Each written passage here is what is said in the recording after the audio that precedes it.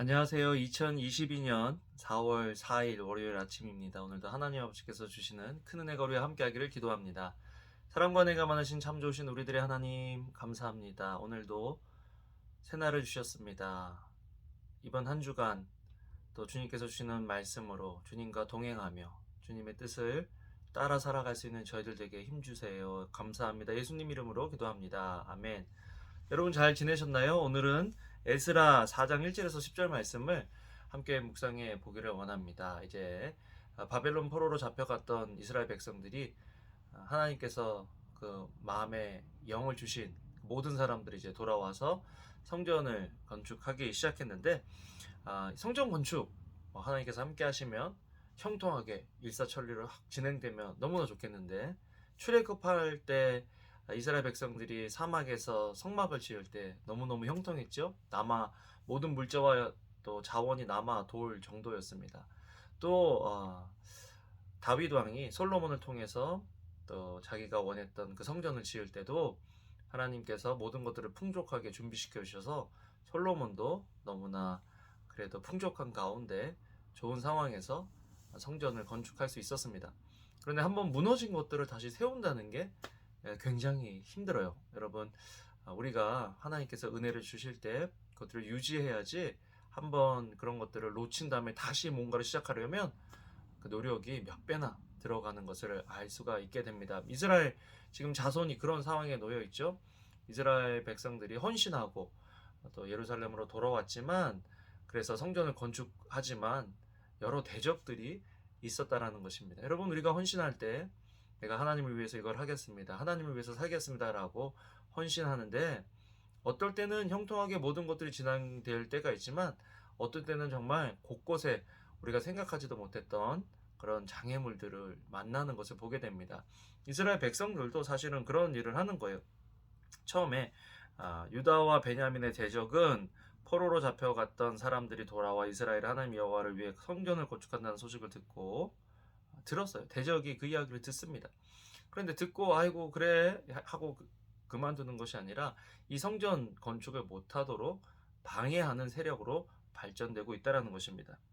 그래서 이렇게 이야기하죠. 스룹바벨과 가문의 우르머리들이 찾아와 말했습니다. 당신들이 건축하는 일을 우리가 돕겠소. 말은 너무 좋잖아요. 사람들도 아니 돕겠다고 하는데 도우라고 하세요, 이렇게 좋은 취지가 있지 않습니까? 라고 생각할 수 있지만, 지도자는 분별력이 있어야 합니다.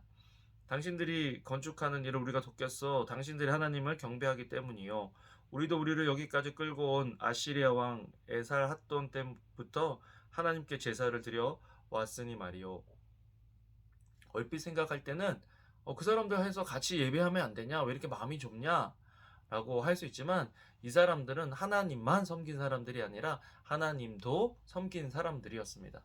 그러니까 이런 사람들하고 믿지 않는 자와 멍에를 같이 하지 말라라는 그런 말씀이 있는데, 이런 사람들과 같이 하나님을 예배할 성전을 건축한다는 것이 나중에는 이 사람들이 그럼 여기서 우리 신도 예배하겠다, 우리도 성전 건축할 때 함께 하지 않았냐, 우리의 지분이 있지 않냐 라고 이야기하면 복잡해지는 거예요. 그래서 리더들이 이렇게 이야기합니다. 아, 당신들은 하나님의 성전을 짓는 일에 우리와 아무 상관이 없어. 우리는 페르시아의 고레스 왕이 명령한 대로 오직 우리끼리 여호와를 위해 그 집을 지을 것이요. 이게 편협한 생각이나 잘못된 생각이 아니라 세상과 타협하지 않으려는 지도자의 마음이었다. 영적 지도자의 결정이다. 여러분, 때로 우리가 너무 편협한 거 아닌가? 이렇게까지 해야 되나? 그러면 세상에서 어떻게 사나? 오히려 그거 하나님 말씀대로 산다고 해서 우리 가정에 또 우리 교회에 어려움이 더 있지 않느냐? 차라리 그때 그 제안을 받아들였으면 어떨까? 차라리 그때 내가 내 신앙적인 색깔을 좀 감추고 동화되었으면 어떨까 하는 그런 생각이 들 수도 있겠지만, 우리가 붙잡아야 될 것은 하나님의 부르심이라는 것입니다. 만약에 성전 건축 자체가 목적이 되었었다면 리더들이 그래 성전 이렇게 같이 지으면 더 좋잖아, 그렇게 될 수 있었겠지만, 이 사람들은 하나님을 예배하는 것이 목적이었다. 그래서 성전이 필요한 거죠. 우리도 지금 성전을 위해서 기도하고 있는데, 우리가 기도할 때 기억해야 될 게 있어요. 우리가 왜 성전이 필요하냐? 예배하기 위해서 필요한 겁니다.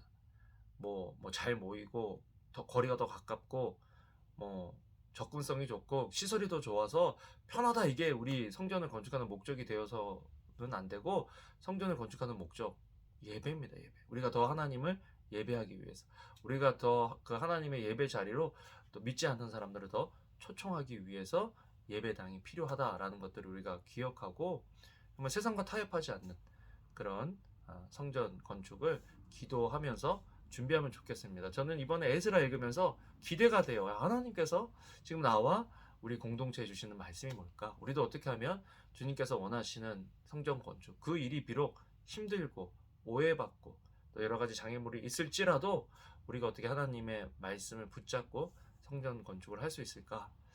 그런 믿음으로, 기대감으로 이 말씀을 함께 묵상해야 하면 좋겠고요. 여러분, 오늘도 여러분 각자의 삶 속에서 이런 영적 전쟁이 있을 거예요. 그런데 영적 전쟁에 있어서 중요한 것은 분별력입니다. 누가 내 대적이고 누가 내 편인가? 하나님께 기도할 때 하나님께서, 하나님 말씀 속에 머물 때 하나님께서 그 사람들을 분별할 수 있는, 그 일들을 분별할 수 있는 지혜를 주십니다. 그래서 하나님께서 그 지혜를 주시는 오늘 하루 되기를 주님의 이름으로 축복합니다. 감사합니다. 기도하겠습니다. 사랑과 은혜가 많으신 주님, 주님의 뜻을 이루는 것이 때로는 형통하지만 때로는 분별이 필요하고 또 용기가 필요합니다. 하나님, 오늘 하루를 살아가는 우리 지체들 형통함을 주시고 용기와 분별력이 필요하다면 주님, 용기와 분별력을 주시옵소서, 은혜를 주시옵소서. 감사합니다. 예수님 이름으로 기도합니다. 아멘. 오늘도 좋은 하루 되시고요. 여러분, 주님의 이름으로 사랑합니다. 감사합니다.